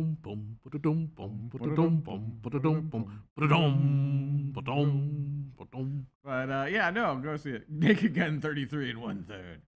Well, hey, those were and Hot Shots Part Duke. Go watch the original Police Squad, 6 episodes. They're Dragnet. Anyone brilliant. Remember that movie? The Dan Aykroyd, Tom Hanks one? Yeah, of course. Or the original show with Colonel Potter. Oh yeah, there you go. Dun, dun, dun, dun. This is getting sad. Back to the question a while back about best sci-fi. Been thinking hard about that one. Clearly, Wrath of Khan. Wrath of Khan. There you go. Khan. Let's see. Loaded Weapon was an amazing movie. Yeah, I mean, you know, before good old Mel Gibson had a breakdown, you know, people were getting too old for that shit. And yeah, it was like, but like, that's the thing is a lot of the old buddy cop movies, like, there was back in the day, there was a lot of formulas that were just followed, like in buddy cop movies, like Dragnet and Turner and Hooch, like anything that kind of had that cop thing had like that buddy cop, whether it be to a dog or to another person or whatever it may be, and you enjoyed them because it was the interaction. There was always some like discrepancy, you know, in Mel Gibson or in Loaded Weapon. Mel Gibson was freaking crazy, and you know, and Danny Glover just was like, all I want to do is retire. I'm getting too old for this, you know. And but you loved it because it was like they kept getting in crazy situations and they worked together, and yeah, you know, whatever. Passion of the Christ was good, except when they hurt that one guy with the long hair. Yeah. Oh, Loaded Weapon was the Loaded Weapon spoof. Okay. It was Lethal Weapon. Okay. Was Lethal Weapon. Yeah. I said Lethal Weapon, but I missed that it said Loaded Weapon. I don't know if I watched Loaded Weapon. I don't know. I don't even see it. You go back and watch. I remember Spy Hard, but that wasn't a spoof of Loaded Weapon. Did you ever Lethal Weapon? Did you ever see Top Secret? Or yeah. Top Secret. That's the movie they made after Airplane. Oh yeah. Brothers. Mm-hmm. They just did a Red Letter Media just did a review on that one. Oh really? And it really made me want to go watch it again. Yeah. Hot Shots Part 1. I'm surprised Sam Jackson isn't cast in every bad guy role in Hollywood. Oh, I mean that kind of goes back to whatchamacallit. The Kingsman, which he did a good job in that too. Yeah. As like, especially as a really kind of like non-sinister but yet sinister kind of. Before we get off the topic of Sam Jackson, you need to go watch the movie The Spirit. Have you seen that movie? Yeah. Well, with Sam Jackson as like Octo Gunner or whatever, he's like, I have 8 of everything, 8-barreled guns. Yeah. He just starts shooting. Yep. Okay, the question was, have you think that Netflix is good or bad for filmmaking or industry? I think it's good because it gets there are pieces of movie life or movie history throughout everywhere, from Europe to America. Like, it allows people to go and watch things that they might not have watched before. And sorry, have I seen any Indian Bollywood films? I have seen some, but honestly, it's not my jam. But that doesn't, like, that's not necessarily a bad thing. It's just we all have those kind of things that we enjoy watching more than others, and a lot of my stuff I enjoy as I'm a nerd and I enjoy comic book movies and sci-fi stuff. Hey Ross, Beverly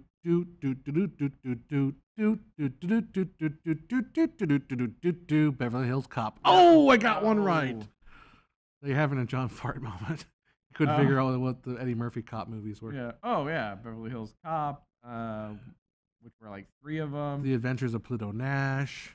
I don't know if that's movie. It was a horrible movie. Apparently, Yeah. It's like one of the worst movies of that year. Boomerang was a really good movie, but it's not a buddy. It's not a cop one. That's the one with him and Dan Aykroyd, and that's when they wreck those. Like basically, the 2 old guys decide to wreck Dan Aykroyd's life and put basically like, oh, we bet $1 that we could destroy your life and make him take your place. And it was like, so they destroyed them on the stock market and stuff like that. Anyway, well, I didn't get Howard the Duck. My take on Netflix, real quick. I obviously think it's a good thing, but I wonder if Netflix is pushing too hard on the original content.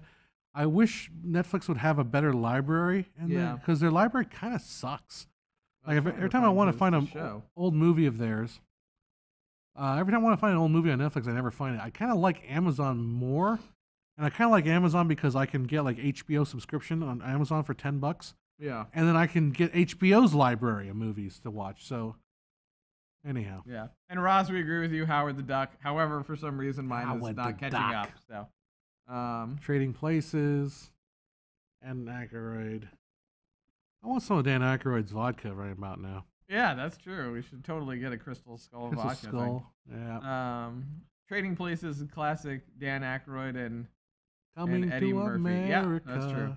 Oh, Coming to America. Yeah, that was true. Wait, is it Trading Places and not Boomerang? Or did I make a mistake? I feel like I must have. But yeah, Coming to America. And also, Coming to America is getting a sequel. Oh, so, cool. Coming to that idea. I guess Being in America will be the sequel. I don't know what's happening. Thank you, Van and X, for your kind comment there. Oh, Boomerang was terrible. I hope you're... You know what I like about this right now? Terrible. Is we're all sitting on... Twins. There you go. Twins. It twins. Twins, you between. But you know what's nice about this is like we're all sitting around and we're talking about movies that we love, and we're not like bitching about crap. Yeah. It's like this is just. I mean, yeah, some of us can disagree that Boomerang was crap. Coming back to America because his wife took half. Yeah. She put a line down the freaking middle of their place. It's nada duma. And he's like, "Come to Wakanda next time." Yeah, exactly. They're like, we have some unobtainium. Yeah. What's the stuff called? Not unobtainium. What's the stuff? Adamantium. No, is that no? No, vibranium. Vibranium. Okay, there it is. Nada duma. So somebody was on the. I guess this is going to be my default answer to people saying 24 frames a second gives me a headache. Yeah. I'm going to write. Well, maybe it's a tumor. Unobtainium. Unobtainium is Avatar. But unobtainium has shown up in a lot of things. It's not just Avatar. It's because it's unobtainable. It's unobtainable. Exactly. Oh, how smart is that? Yep. Yeah, exactly. Half is Yep. So yeah, and I think we might have talked about this before because I'm pretty sure we made this comment was in the chat 2 weeks ago. I'm pretty sure about Coming to America too. Maybe Coming back to America. Okay, we're gonna play a little game now. Who is your daddy and what does he do? Yeah. Put that cookie down. The kids thing is the best. Where it's like the two daughters is like, my mommy says that dad's a love machine, or I feel like however they said it. Like he's like, that's not what I'm talking about. I'm going to ask you a series of questions. So in a way, that movie's kind of like a takeoff. You remember Annie Hall? I would like to see the reverse of that, which is Predators versus Avatar. Yeah, because I mean, essentially they're hunters, and so Alien versus Avatar. Yeah. And so, you know, they hunt down the Avatar people on their planet. But I don't know. I didn't see the newest Predator. I don't know if you saw it. The one with Olivia Munn in it and all that. No, all I didn't those see people. that I didn't see it. Smurfs versus Ninja Turtles. It would just be like the little blue guys jumping on, like, get him! And then like the Ninja Turtles kicking the crap out of all of them. So it's like, this is Smurftastic. Avatar equals Ferngully. Ferngully was a good movie. Avatar versus Ferngully. Avatar versus Alien versus Avatar: The Last Airbender. Avatar versus Avatar. Oh, Avatar: The Last Airbender. Oh God, M. Night Shyamalan destroyed that. That was brutal. I was like, oh, if ever there was a cartoon that deserved to be made into an actual like live action thing, and M. Night Shyamalan came and kicked it right in the nuts. That was brutal. Like when I can't show the scene because obviously we haven't set it up. That movie doesn't exist. I agree with you. But there's one point where the Earthbender's going, hoo ha ha yeah, and like the dirt, this like slowly moving rock just like wobbles and then like goes towards somebody and hits them for no apparent reason. It was so terrible, so terrible. Why do you think Danny DeVito's body of work is so small? He's an amazing actor. Is that a pun on his height? Oh yeah, it probably is. I think it is. He does a pretty good. Always Sunny in Philadelphia is an amazing one. Well, and then don't forget, you know. Oh yeah, Taxi. I mean, he twin, like he's had an amazing career. Like One I don't think Flew he's Over ever not been working. One Flew Over the Cuckoo's Nest. Yeah, I mean, you go back, and then one of our favorite movies, Big Kahuna. Yep, Big Kahuna. The guy's got a lot of great work. Oh yeah, people just forget how much stuff he was in. I think Jeff Bezos has a lot more right to his ego than M. Night Shyamalan at this point. I'm sorry. But yeah, Ewoks versus Aliens. Throw Mama from the Train. Oh my God, it's another great movie. Yep. That's a great one. Should have been more films. I think Taxi takes up a lot of time of his life there, you know? Yeah, Taxi took up a lot of his life at that point. I mean, the thing is you got to remember that he's been on how many, 7 seasons of Always Sunny in Philadelphia? Yeah, something like that. I mean, like, that shoots probably 6 months out of the year. And depending, so when you're doing that and then you go off and then you do another movie, like, he's got a wife. You know what I mean? Like, and for actors, sometimes it depends on what they're shooting. Like, that's night scenes, that's day scenes, that's learning lines, that's going over scripts. He also lives in New York too. Yeah, exactly. He didn't direct Big Fish. That was Tim Burton. Yeah, that was Tim Burton. But remember, like the scene, I can't get out of my head. Like how did the guys go up to Danny DeVito like, hey, we want you to crawl out of a leather couch naked? Yeah. Like, how did that happen? And he's like, sounds good. Yeah, let's do it. I love the 90s Teenage Mutant Ninja Turtles. Oh, of course, everybody does. I don't know about the Teenage Mutant Ninja Turtles 2, 3, where they go into ancient Japan. I don't know, but I mean, I saw them like, yeah, this is awesome. My dad's like, yeah, sure, son. Yeah, sure. Good for you. That was the thing, right? It was the jump the shark thing. But I mean, at that point, after the second one, like, where else were they were gonna go? Like, it's a super shredder. Like, at that point, you're like, all right. Third one is garbage. Yeah, exactly. First two. What's this YouTube validator show? That's right. Teenage Ninja. Go Ninja. Like the ninja rap. Yeah. Oh my God, Vanilla Ice. Vanilla Ice. They're talking about doing a Vanilla Ice biopic. Oh, there you go. Because he was the one that got OJ arrested, right? Was he? I'm getting that mixed up. But he got shot at. There's a bunch of stuff with. He had an interesting history.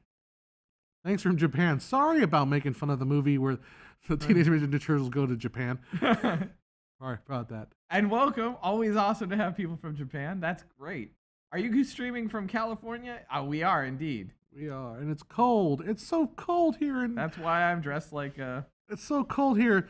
Talking to Chicago folks. And it's so cold at, what is it? I don't even...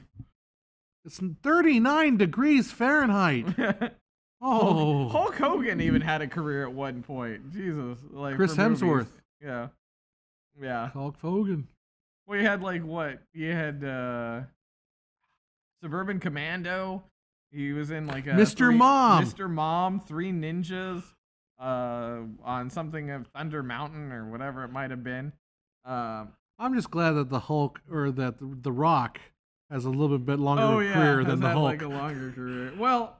You know, the thing is slowly Dwayne Johnson has separated himself from The Rock. He will always be known as The Rock. And I think Dwayne Johnson's a little more sane. Yeah. Because I think the Hulk Hogan, we remember that reality show he had where he was just like a total train wreck. Yeah. Yeah. So I think Dwayne is a little more level headed. Yeah. I would watch a show. But then again, Hogan. You also one of the worst movies ever is probably one of my favorite movies ever, which is The Last Action Hero. I think I've talked about it before. Oh my gosh, Last Action Hero! I haven't seen that in a long time. I enjoy seeing the upside and reading about the real backstory. What is the upside? Oh, that's the one with Jesse Ventura was in way better movies. That's true, but Jesse Ventura is also crazy. The upside's the one with I Am the One Who Knocks. Yeah. Okay, I gotcha. There's actually a French version of that movie too, of the Upside. That's actually a remake of a French movie. Japanese people are really calm and really intense. I think it comes out. He was a governor. That's true, Ross. He was indeed a governor. And kind of a quack. He ended up being a completely crazy person. Film El Pariso. I love them. Film El Pariso. Yeah. I mean, the governor. But yeah, so. All right, well, it's getting late here. Yeah, I think. And I'm running out of energy. It's 11:32, which but Last Action Hero was underrated. I really liked it. It was an underrated movie. And I don't know why. I think Arnold Schwarzenegger, like, because at that point, so Last Action Hero was made about the same as if you ever watch SNL, there's a show called or a skit called Hans and Franz, and he was gonna make a Hans and Franz movie, and he was gonna be in it with them and all of that, and he like take jokes and make fun of himself, but he made fun of himself in Last Action Hero, and it flopped, and he got like super scared about making the Hans and Franz movie, and we're here to pump you up, and so he backed out of it. So we'll never see that Hans and Franz movie because Last Action Hero flopped so hard. That's sad. Yeah. Your brother and you were Hans and Franz on Halloween. Hey, that's awesome. Here, it's going down my side of my face. Flames. Kevin Nealon and it was Kevin Nealon and yeah, but like SNL movies do not have a good track record. Well, at that point, it was Wayne's World. And that's true. There's Wayne's World. There's Blues Brothers. The thing is Blues. Like at that point, we really hadn't seen a straight out bad SNL movie. It might have been the first, for all we know. Well, no, we had It's Pat. No, that would have came out after. I think that's about the same time. Oh, Chat, damn. Look it up. I don't know. Yeah, that's true. Which one? I think It's Pat was more of the 80s, late 80s. Yeah. Oh, well, I guess that might be true. I don't know. Neither Roxbury. We had a Corky Romano. Yeah. Remember Corky? If it's Happy Madison, Run Away. Yeah, there you go. That's my Adam Sandler. You remember Corky? Yeah, I guess when was Last Action Hero? Because I want to say 94. 93 and 94. That's what. And I would assume that It's Pat is maybe around that time. You're forcing me to do this. All right, I'm forcing you. Yeah, forcing me to do this. 92 was It's Pat, I think. Oh, so it was. It's Pat. Or 92 was Last Action Hero. Oh no, it was 94. So so It's Pat was 94. 94, huh? Last Action Hero, I'm assuming is 92. 93. Oh, 93. Yep. Okay. So see, zero. We hadn't seen a bad movie of an SNL skit yet. At that point. Well, I don't know. I have to go. I don't have to go back and see what other SNL movies from the 80s. Were there any SNL movies from the 80s? I don't know. 80s. Eddie Murphy's Good Samaritan. Look it up. Okay. Funny as hell. Megadeth did Movie Song. It's Pat. Wow, what a bomb of a film it was. Not only what a bomb of a film, what a bomb of a freaking character sketch. Yeah. It's just horrible. Oh, skit. Gotcha. Anyhow. But yeah. Yeah, I like the one where Eddie Murphy was essentially like the poor man's Mr. Rogers. That was a hilarious skit. Mr. Rogers didn't like that apparently. Oh no, I assume he did. Coneheads, that's true. Coneheads. I like Coneheads. When was Coneheads though? I don't know. I think we'll say 90s as well. It was 90s. Golden Child. Mr. Robinson. Oh yeah, Mr. Robinson. How many more Godzilla movies must we endure? Forever. I like the last Godzilla movie. Macgruber. That's being made into a TV show. That's okay. And Macgruber was funny. We talked about this last time because it had, because it was the sad Charles Barkley one, which had Charles Barkley and Macgruber, and then it was like black sensitivity. And he's like, you're racist, Macgruber. He's like, crap, and just keeps blowing up. Space Jam. I don't know what Pauly Shore's life just kind of, as you watch Pauly Shore's movies, it just slowly keeps going down. I'm trying to think of that movie Corky. Anyhow, forget that. Anyway, but yeah, so we'll never get to see that Hans and Franz movie. That could have saved us from all the terrible SNL skits or SNL. Or it could have been another horrible movie. Or it could have been horrible. Yeah. I like to err on the side of positive. That's what I like. ShamWow guy went to hell. ShamWow guy went to hell. Space Jam is schlock, but I grew up with it. Yeah, exactly. Shazam. Now, wait, are you talking about the Shazam one with Shaquille O'Neal? Or not Shaquille O'Neal. What's this dude? The super tall guy. The basketball player who's like... Charles something other. I can't think of his name for the life of me. Shaq. Okay, it was Shaq. Yeah. No, that Shaq is Shaquille O'Neal. Is Shaq Shaquille O'Neal? Yeah, Shaq is Shaquille O'Neal. Makes sense. Okay. I don't know. Charles Barkley. Shaq is Man of Steel. Yeah. No, Charles Barkley. I want to see the Shazam movie with Zachary Levi. Charles Barkley is the other guy. Yeah, Charles Barkley is the one that was in Macgruber. Shaquille O'Neal is Remember there's a whole thing about Sinbad. Oh yeah, Sinbad was in this movie. They were in it, that was called Shazam. But he was never in that movie. But everybody remembers it. It's the weird thing. Yeah, it's the paradox theory. Kazam, don't even get me started. There you go. Shaq playing golf is funny as hell. Yeah, but I'm actually looking forward to the DC's version of Shazam. I hope it's good. Oh, this is the poster for Corky. Oh yeah, what a horrible idea for a movie. With Chris Kattan. That's not the movie. That's not there. That's the one. Chat will if you remember the '90s, there's the poster for who is Corky. What a terrible idea for a movie. Oh, Jingle All the Way, Christmas whatever with Arnold. It was Jingle All the Way with. That was a good movie. I enjoyed it. It's a good Christmas movie. It's terrible, but it's schlock. It's schlock, as they would say. I never saw Jingle All the Way. I think I stayed away from it. So essentially they're Jingling all the way. It's better than some Christmas movies. I don't the Mandela effect. Yeah, exactly. I don't think I showed it on my camera right. Corky. All right, that's it. Horrible. Tommy Boy, then Black Sheep. Those were all good movies too. And Tim's favorite movie of all time. Tommy Boy or Black Sheep. I don't remember. Oh gosh. Anyhow. But anyway, it is getting tired. Let's talk about it.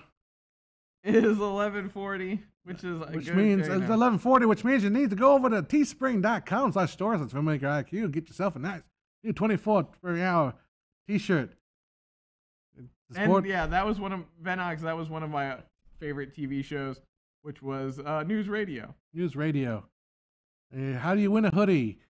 How do you win a hoodie? Is you go to teespring.com, you put in your credit card number. That guy in a little coat. I keep ruining his promos. Yeah, you put in your credit card number, and if you are the lucky winner, we will withdraw a certain amount of money from your bank account, and you will win 24-Maker IQ hoodie. And it ships to Japan. It ships everywhere. It ships everywhere. I've sent them to all parts of the world. Ross said, "Wow, I want a less full bank account." Anyhow, go to patreon.com. There's Joe. When I was a kid, I liked Sinbad's movie House Gas. That was a good one. Yeah. There's a lot. That's the thing is there's a lot of very you look back at old movies now and you're like, oh, those are very schlock. But back at the time, we enjoyed all those movies, and we still do. A lot of them hold up. You must insert your social security number in the chat to win. But yeah. Yes. Anyway, guys, thank you so much for hanging out with us. We really do appreciate it. Go visit Patreon. Go visit filmmaker.com. There's the Patreon. There's the Patreon one. When we get to 500, we're gonna hit Tim in the face with pies. We'll probably hit ourselves with some pies too. You never know. Tim will probably chicken out and I don't want to do it. I'm a teacher now. Yeah. Tim will be like, I don't want to, and then we'll be like, I've got dignity. Yeah, he's like, I have dignity now. And then what we'll do is we'll just set up in front of his school door and just throw the pies at him when he comes out. I'm sure the kids will love it. Yes. Anyway, so anyway, thank you guys so much. Thank you guys to those who are supporting us on Patreon. Thank you so much for hanging out with us. Yeah. Because without you guys, we would just be sitting here hanging out. And though there's no alcohol tonight, there ought to be. There ought to have been, but we didn't have it. So yes, So we'll see you guys in the next one. Will be in 2 weeks, and it'll be the day shift one. And Cass forgetting names. Yep. Yep. Forget all those names.